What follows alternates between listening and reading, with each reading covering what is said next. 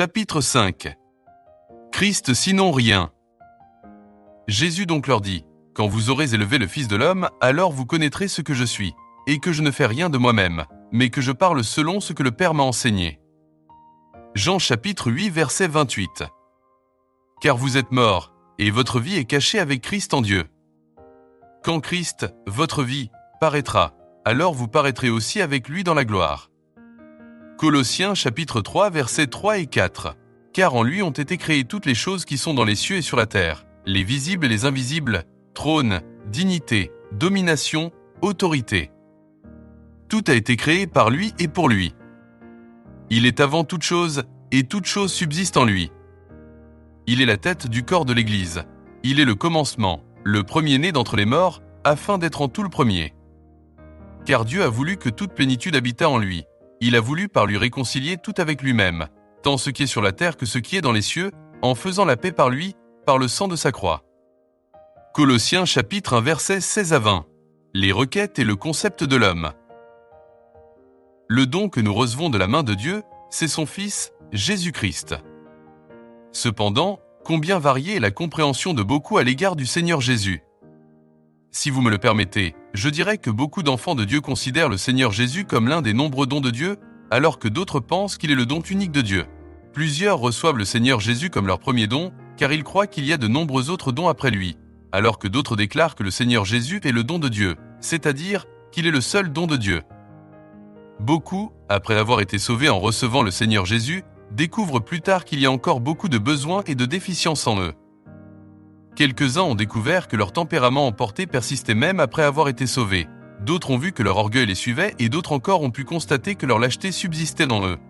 Dans l'expérience des enfants de Dieu, on remarque que très souvent, après avoir été sauvés, beaucoup s'attendent, croient et prient Dieu pour obtenir de nombreux dons. Ils mettent Christ au nombre de ces dons, tout en admettant qu'il est le premier et le plus important des dons de Dieu. Cela peut nous étonner de voir nos besoins se manifester lorsque nous commençons à suivre le Seigneur. Mais ne sommes-nous pas déjà chrétiens ? Pourquoi devons-nous être encore dans le besoin ? Pourtant, c'est ce que nous ressentons réellement. Nous sommes depuis peu devenus chrétiens, mais avec des déficiences. De quelque ordre qu'elles soient, ces déficiences nous dérangent, c'est pourquoi nous luttons pour nous en défaire. Nous prions et nous espérons, nous croyons tout en désirant, et nous obtenons ce dont nous avions besoin. Certainement, lorsque nous avons surmonté une certaine déficience, cela nous semble bon.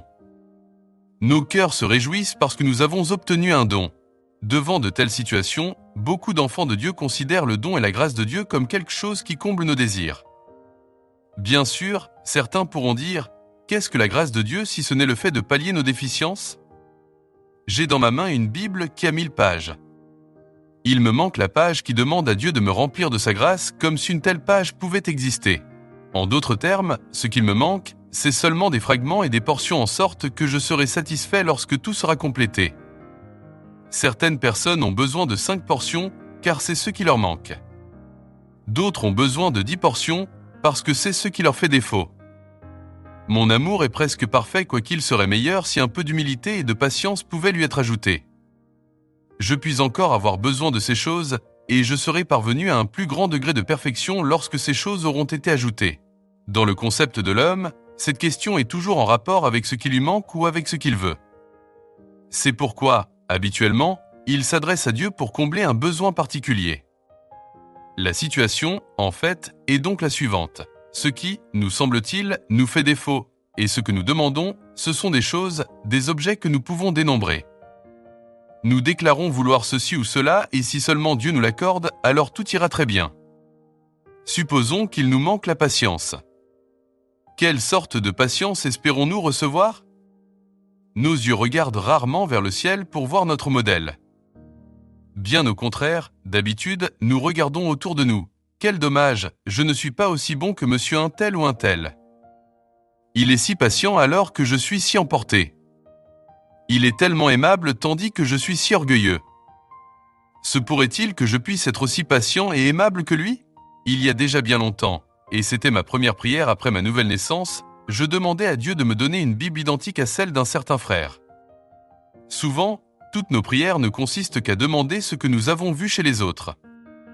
Nous sommes incapables de prier pour quelque chose de céleste que nous n'avons jamais vu. C'est pourquoi nous prions pour avoir la patience et l'humilité que possède telle ou telle personne.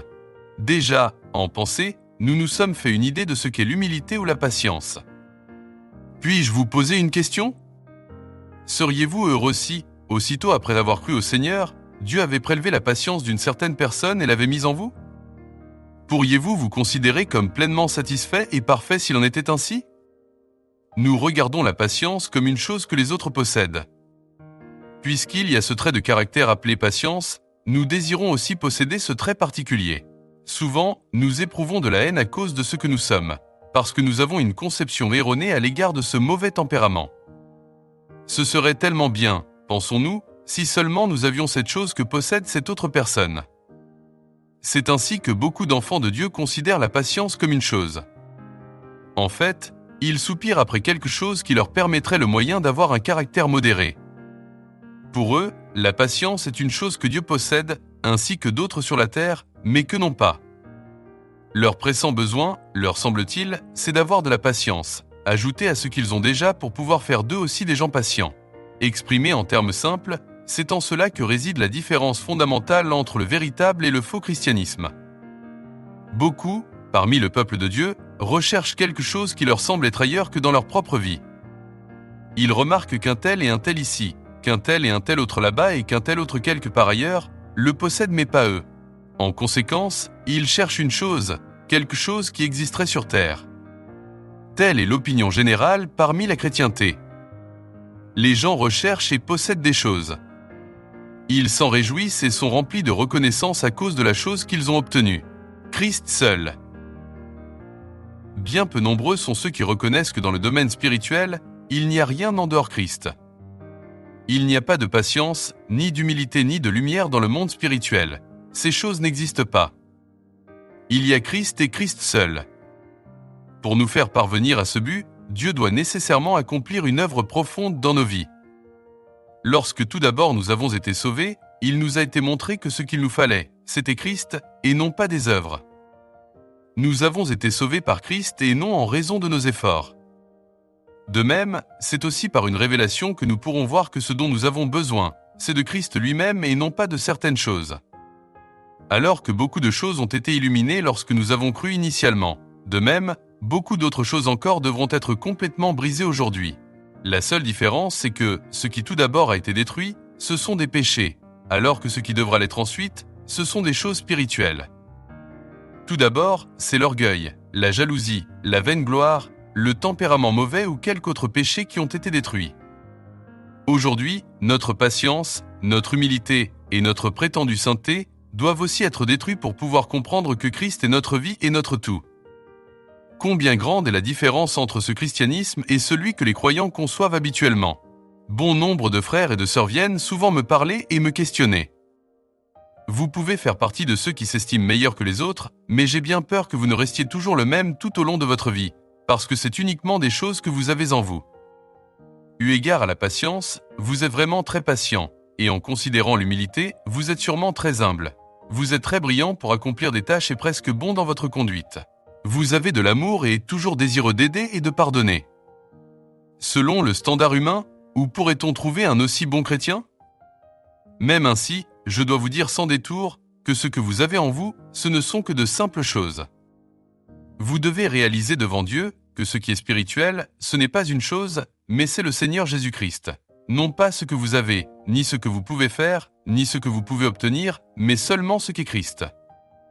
À moins qu'il ne devienne cela dans votre vie, rien d'autre ne peut avoir de valeur spirituelle. Dans le monde spirituel, il n'y a rien d'autre que Christ, puisqu'il est le tout de Dieu. Ce qui touche Christ, touche la vie. Cela pourrait sans doute nous aider, afin de mieux saisir la pensée, si nous l'illustrons par quelques expériences pratiques. Permettez-moi de vous faire part de ma propre expérience. Il y a plusieurs jours, quelque chose s'est passé chez un frère. Mon devoir me poussait à le visiter, à moins de vouloir aller à l'encontre de ce que doit être un chrétien, car il doit y avoir en nous le désir d'être compatissant. Si j'allais le voir, je pourrais d'une part l'aider en lui exprimant mes bons sentiments à son égard, et d'autre part le préserver de certaines difficultés dans le futur. C'est ainsi que je me mis en route pour aller visiter ce frère. Cependant, plus j'avançais et plus je me refroidissais intérieurement, jusqu'à ce qu'en moi, l'esprit soit tout engourdi. Aussitôt, je réalisais que c'était encore moi qui voulais faire quelque chose avec compassion. J'essayais d'accomplir une action aimable à l'égard de ce frère, et cependant, j'avais déjà touché la mort. L'intention était à la fois louable et juste, mais elle ne procédait pas de Christ parce que c'était moi qui agissais. Quelle en serait la conséquence si j'entreprenais cette chose ? Réponse : un sentiment intérieur de mort et de froid. J'aurais pu accomplir une œuvre digne de louange, mais je n'aurais pas rencontré la vie. C'était, sans aucun doute, un acte de compassion et pourtant, je ne pouvais pas, dans cette ligne, trouver le Seigneur. Tout ce que l'on pouvait dire, c'est que j'étais compatissant. Permettez-moi de le redire, chaque fois que vous touchez Christ, et non pas un comportement, vous touchez la vie. Là où vous ne rencontrez qu'une manière de se conduire, vous touchez sûrement la mort car c'est vous qui agissez. Nous devons comprendre que le christianisme, c'est Christ et que la vie du chrétien, c'est aussi Christ. N'amassez pas un millier de bonnes choses, les unes sur les autres, en considérant que cet amoncellement, c'est la vie chrétienne. Quand bien même vous rassembleriez toute l'humilité de la terre et des dizaines de milliers d'autres bonnes manières d'être, vous ne pourriez toujours pas créer un chrétien. Si tout ce qui se voit n'est qu'un assemblage de choses, on ne pourra pas voir Christ. Il y a quelques années de cela, les frères avec lesquels je travaillais me taquinaient au sujet de mon souci de sauver la face. Je souhaitais le faire pour les autres aussi bien que pour moi-même. Je n'aimais pas exposer au grand jour les affaires des autres. Je ne voulais pas confier aux autres que mes sentiments étaient blessés et j'avais de la répugnance à la pensée d'embarrasser quelqu'un. Si quelqu'un s'est senti très mal à l'aise, ce fut bien mon cas pendant longtemps. Je voulais être une personne aimable. Néanmoins, dans mes contacts avec tel ou tel frère, j'éprouvais un sentiment de mort lorsque j'essayais d'être aimable et bon envers lui. Il ne pouvait y avoir qu'une seule explication à cela. Cette douceur n'était qu'une chose et le résultat de mes propres efforts. Ce n'était pas Christ, c'est pourquoi je ressentais instantanément la mort. J'avais touché le corps de mort et j'étais affaibli intérieurement. Cela ne me laissait aucune force et m'amenuisait intérieurement. C'est le point crucial de toute cette question. Si nous marchons avec Dieu, nous ressentons les effets de la mort lorsque nous ne voyons qu'une chose. Si ce que nous avons n'est qu'une simple chose, nous touchons immédiatement la mort, parce que Christ ne s'y trouve pas, avons-nous touché Christ ? Alors, aussitôt nous rencontrons la vie, car il est lui-même la vie, est l'arbre de vie et est vivant. Nous sommes souvent repris dans notre travail. Je pense que vous savez que tous ceux qui servent Dieu ont le désir de toujours mieux faire pour lui. Servir Dieu est une bonne et excellente entreprise. Assez souvent, cela requiert de notre part la souffrance, le sacrifice, se dépenser et être dépensé. Cependant, bien souvent, dans notre service, nous ne parvenons pas à toucher la vie. Au lieu de cela, nous avons le sentiment d'avoir été en contact avec la mort. Nous sommes affaiblis intérieurement et nous sommes intérieurement désapprouvés. À quel moment avons-nous mal agi ? C'est lorsque nous avons conçu l'idée de travailler d'une certaine façon pour Dieu que nous avons été affaiblis intérieurement et que nous avons été repris. Il est tout à fait possible d'être réprimandé aussi sévèrement lorsque nous faisons le bien que lorsque nous faisons le mal. Beaucoup pensent que le Seigneur ne nous corrige que lorsque nous péchons. Permettez-moi de dire que celui qui demeure en nous, bien souvent, nous réprimande aussi lorsque nous faisons de bonnes choses.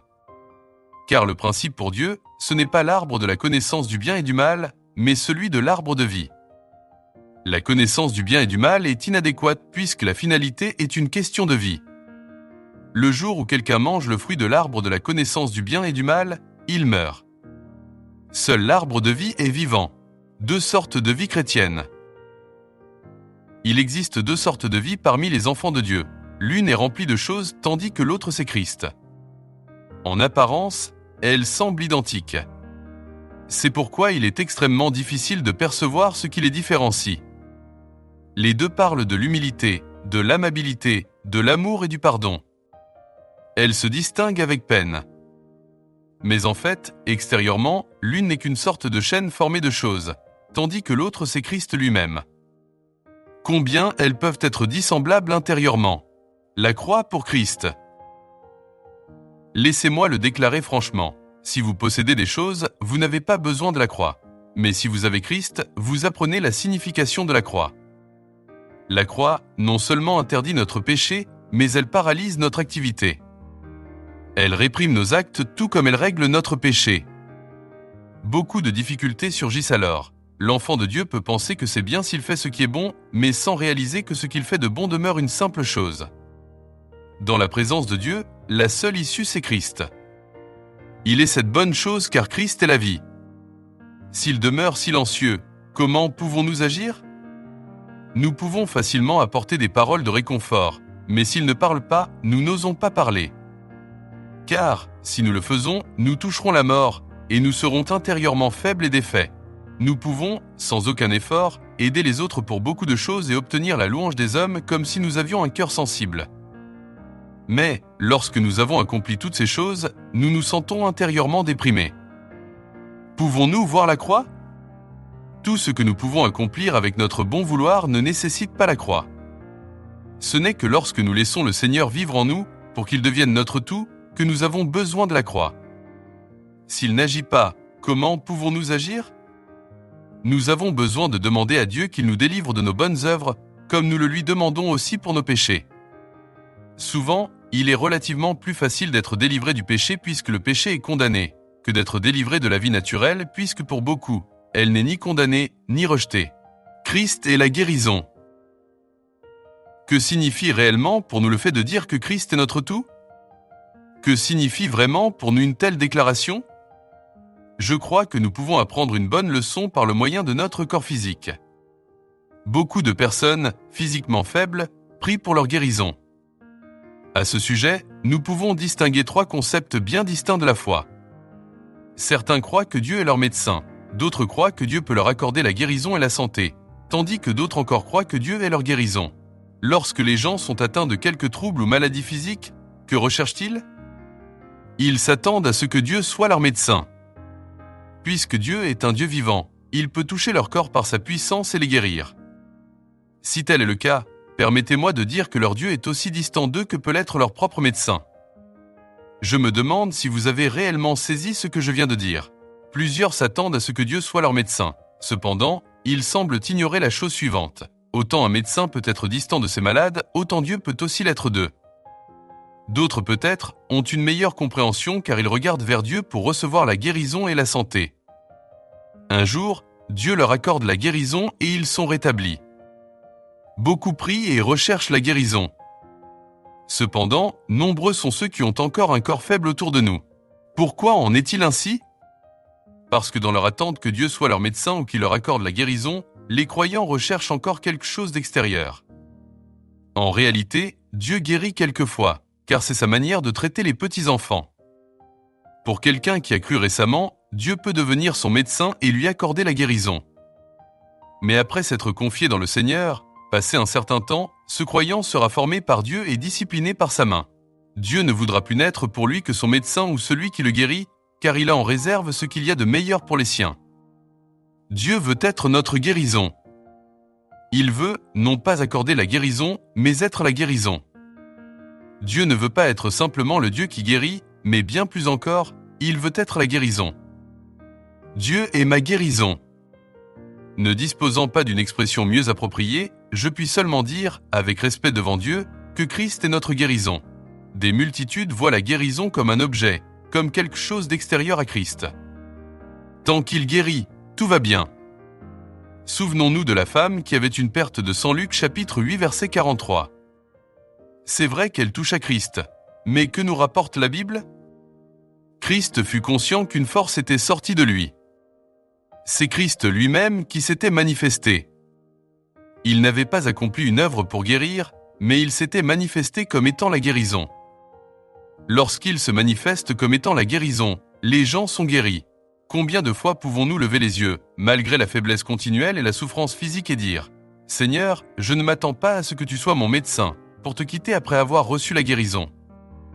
Je ne regarde pas à toi pour obtenir la guérison, comme une chose qui me serait accordée pour ma propre satisfaction mais sans ta présence. Seigneur, je veux que tu sois ma guérison. Si docteur il y a, sois ce docteur qui demeure en moi. S'il y a une guérison, qu'elle soit ta personne.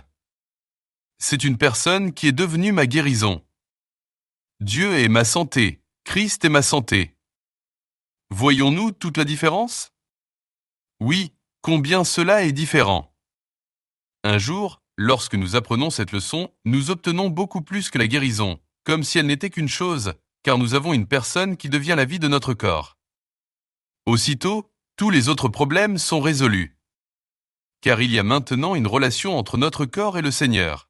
Quoi qu'il survienne entre nous et le Seigneur, notre corps en souffrira les conséquences. Notre tout est dans le Seigneur. Nous ne pouvons rien faire d'autre, sinon nous attendre à lui. Il en est tout autrement que de considérer la guérison comme une simple chose. Grâce à Dieu, j'ai été rétabli dans ma santé bien des fois. Je puis vous dire qu'à une certaine date, j'étais malade, qu'à une autre date, j'étais malade et qu'à une autre date, bien définie, j'ai été guéri par Dieu. Je pourrais vous citer de nombreux exemples au sujet de la guérison. Plus j'essaie de m'en souvenir et plus grand en est le nombre. Cependant, ce ne sont que des exemples de petites guérisons, des récits de maladies pouvant être énumérés. Pourtant, je puis aussi vous faire part d'une expérience qui s'est passée un jour bien précis, un mois bien précis et une année bien précise où Dieu a ouvert mes yeux et m'a fait voir que Christ est ma guérison. C'est une chose qui se produit une fois pour toutes. Il ne s'agit pas d'une expérience particulière, mais d'une personne. Ma guérison maintenant, c'est une personne. Christ est ma guérison pour toujours. Loué soit le Seigneur, c'est une réalité. Que le Seigneur me guérisse ou que lui soit ma guérison, ce sont là deux chemins totalement différents. L'un est une chose alors que l'autre est une personne. Puis-je vous rappeler que, bien que Paul n'ait pas obtenu la guérison, il fut cependant guéri? Pouvons-nous faire la distinction? Dans 2 Corinthiens 12, Paul dit qu'il n'a pas obtenu la guérison comme étant une chose. Cependant, dans sa vie, quelqu'un n'a pas cessé d'être sa guérison. Alors que sa faiblesse persistait, sa guérison aussi se manifestait. Sa faiblesse était prolongée, mais sa guérison l'était également. Quelle est notre conception de la guérison après tout? La guérison, pour la plupart d'entre nous, est une question d'élimination.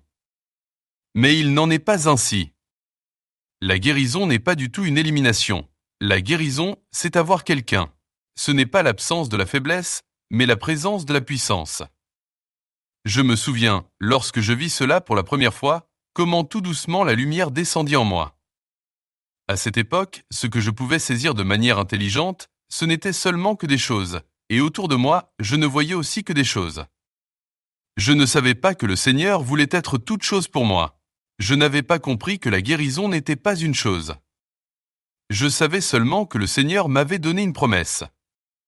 Je ne savais pas qu'il pouvait être ma guérison.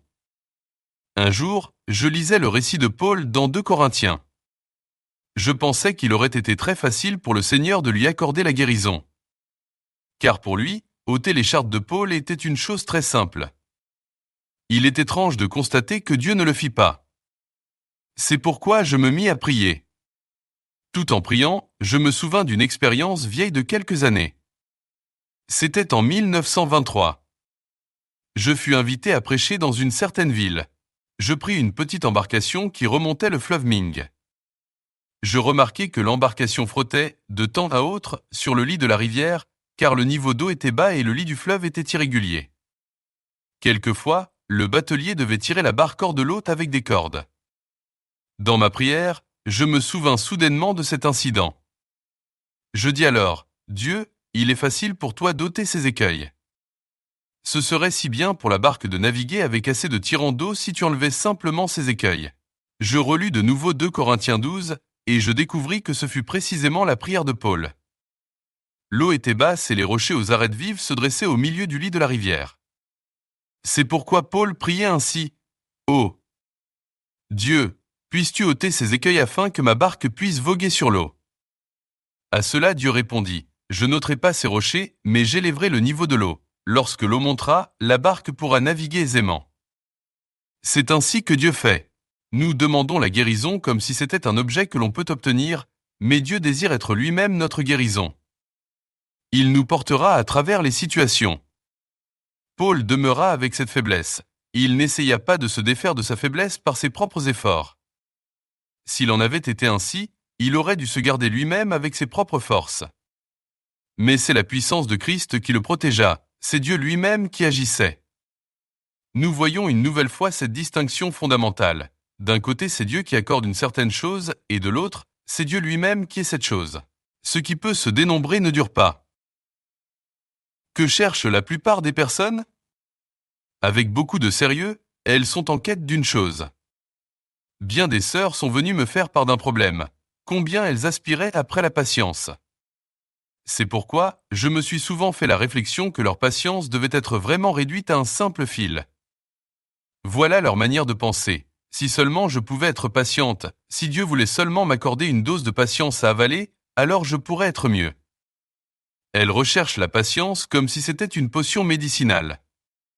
Elles peuvent être patientes 2 ou 3 jours, mais cette patience a une durée limitée. Après avoir été patiente quelque temps, cette patience se réduit jusqu'à ce qu'un jour, elles disparaissent complètement. Si c'est seulement une chose, elle s'estompera certainement. Et bien qu'elle puisse être obtenue par le moyen de la prière, elle s'épuisera. À cause des besoins temporaires de ses enfants, et afin de faire face à leur manque de sagesse, Dieu quelquefois entend leurs prières et leur accorde ce qu'ils demandent. Cependant, il ne les exaucera pas dans toutes les occasions car une telle situation ne doit jamais se perpétuer. Puisque, dans sa parole, il n'y a pas une chose mais Christ. Christ étant tout en tous, Dieu ne permet pas que la patience, l'humilité ou même l'amour, comme s'il n'était qu'une chose, soit indéfiniment prolongée sur la terre. En réalité, Dieu nous fera voir que Christ est la patience, que Christ est l'humilité ou que Christ est l'amour. C'est Christ et non un détail particulier que Dieu nous accorde. Le jour où notre relation avec le Seigneur devient vraiment vivante, nous voyons, tout naturellement, comment tous nos problèmes sont résolus. Ce n'est vraiment pas une question de patience ou de quelque autre chose, car la réponse, c'est Christ. Dès que notre relation avec Christ est pleinement rétablie, selon la pensée de Dieu, nos 1001 problèmes sont tous pleinement résolus. Car toute question trouve sa réponse en Christ, et non pas dans une chose ou dans des choses. Nous devons connaître Christ. Aux yeux de Dieu, tout est lié et tout découle de la connaissance de Christ. Que signifie connaître Christ? Quelques-uns le connaissent comme leur amour, d'autres encore comme leur humilité. Les uns connaissent plus de choses que d'autres à l'égard de Christ. La mesure de notre connaissance de Christ, comme étant toute chose pour nous, est la mesure de la connaissance que nous avons de sa personne. C'est ce qui résulte d'une connaissance personnelle.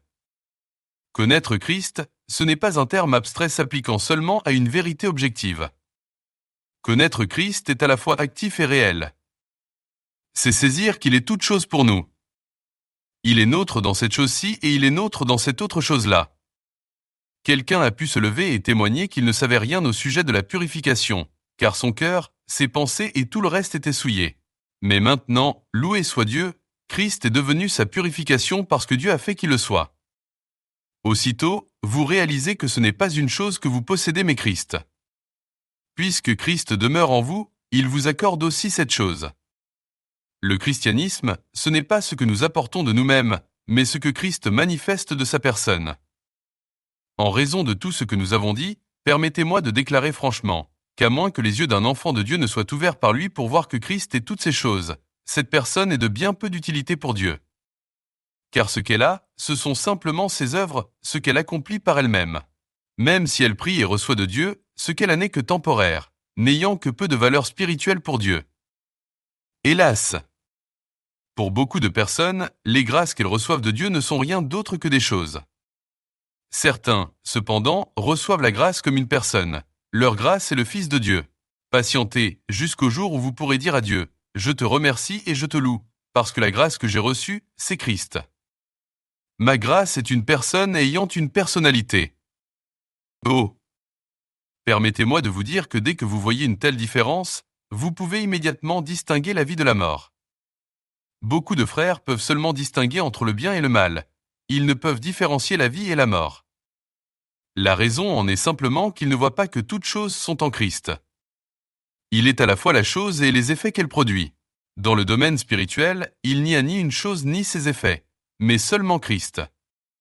Si Dieu a vraiment ouvert vos yeux, vous reconnaîtrez instantanément les choses quand vous les rencontrerez. Cela peut sembler étrange, mais cependant c'est un fait. Une personne peut sembler patiente, aimable, humble, fidèle, sachant aimer, pardonner et être miséricordieuse, mais pour ceux qui ont leurs yeux ouverts, elle est simplement pleine de choses. De même que chacun peut distinguer entre une bague et un doigt, un chapeau et une tête, des lunettes et des yeux, et les vêtements du corps, ces personnes peuvent faire la distinction entre les choses et Christ. Pour ceux qui n'ont pas été enseignés par le Saint-Esprit, cela peut paraître étonnant, mais pour ceux qui ont acquis du discernement, c'est très simple. Tout ce qui fait partie d'une chose est mort intérieurement, et manifeste cette mort extérieurement.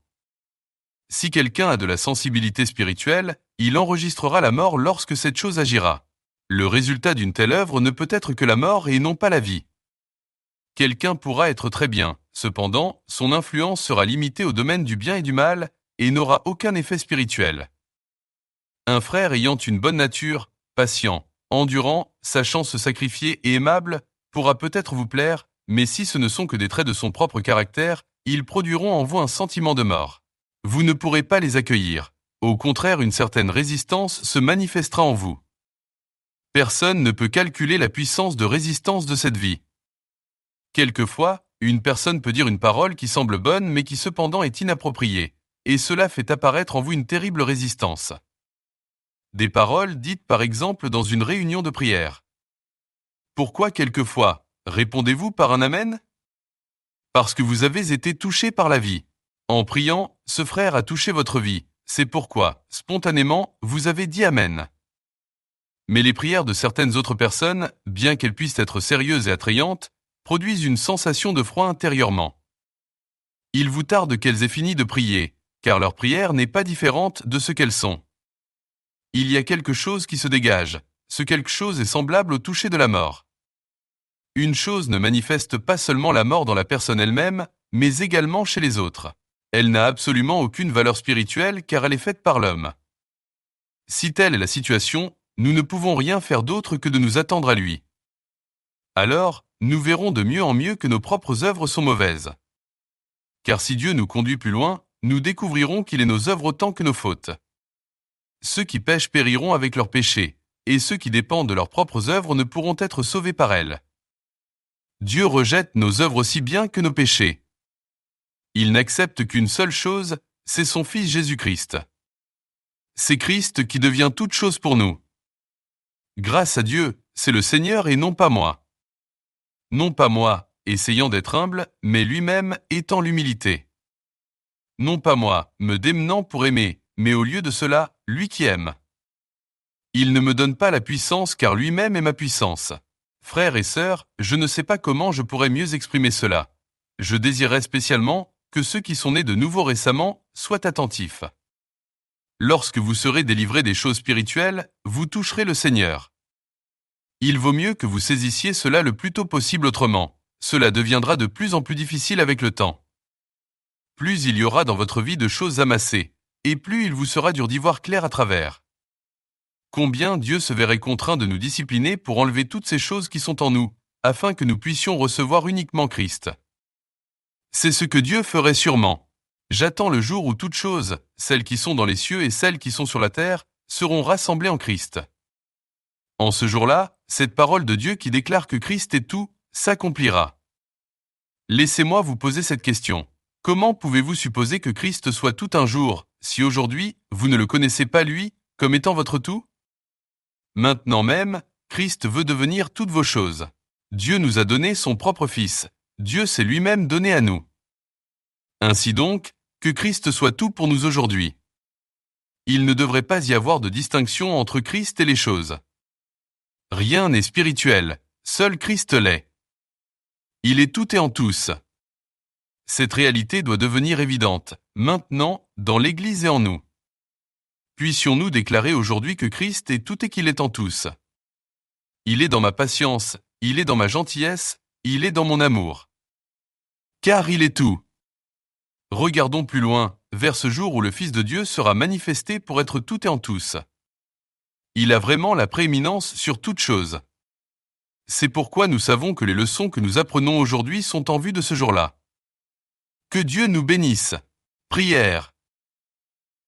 Seigneur, nous sommes devant toi pour réclamer ta grâce. Seigneur, nous confessons que nos yeux sont si aveugles qu'ils ne peuvent pas voir distinctement. Nous connaissons les choses et nous ne connaissons pas Christ. Toi, Seigneur, tu sembles être si éloigné de nous. Les choses paraissent être si réelles pour nous, alors que Christ lui-même n'est pas cette réalité. Seigneur, nous demandons vraiment que tu ouvres nos yeux, de sorte que Christ devienne une réalité pour nous. Que les choses s'en aillent et que la vie nous remplisse. Seigneur, nous demandons sincèrement que tu nous délivres des choses qui peuvent être dénombrées afin de pouvoir connaître la personne du Seigneur. Que le Seigneur, dans ce qu'il est, soit toutes les choses qui peuvent être comptées. Que tout temps nous soit vivant et rempli de ta vie pour que tous puissent voir Christ lorsqu'ils verront ces choses. Seigneur, fais-nous comprendre combien ces deux voies sont complètement différentes. De même que la voie du juste est différente de celle du pécheur, de la même manière, combien est différente la voie du chrétien spirituel de celle du chrétien charnel. Nous avons grandement besoin d'être humiliés. Brise-nous, Seigneur. Nous ne voulons pas nous tromper nous-mêmes en nous persuadant que nous avons vu, quoique nous n'ayons rien vu, croyant marcher dans cette voie, alors que nous en serions éloignés, pensant être pleins de vie alors que nous sommes remplis de choses. Seigneur, touche-nous, établis-toi fermement en nous, afin que ce que nous sommes intérieurement et extérieurement puisse être Christ et Christ lui-même. Seigneur, bénis ces paroles afin qu'elles portent du fruit en ramenant beaucoup de personnes vers toi. Ce que ne peut dire l'homme, dis-le toi-même. Couvre la faiblesse de l'homme et pardonne sa folie. Obtiens quelque chose pour toi au milieu de nous. Nous avons besoin d'être mis à nu. Que ce jour soit pour beaucoup l'occasion de se voir comme tu nous vois. Qu'un trait de lumière nous éclaire et mette à jour toute contrefaçon pour que tu sois différencié de tous les substituts. Bénis ta propre parole et glorifie ton nom. Dans le nom du Seigneur Jésus. Amen.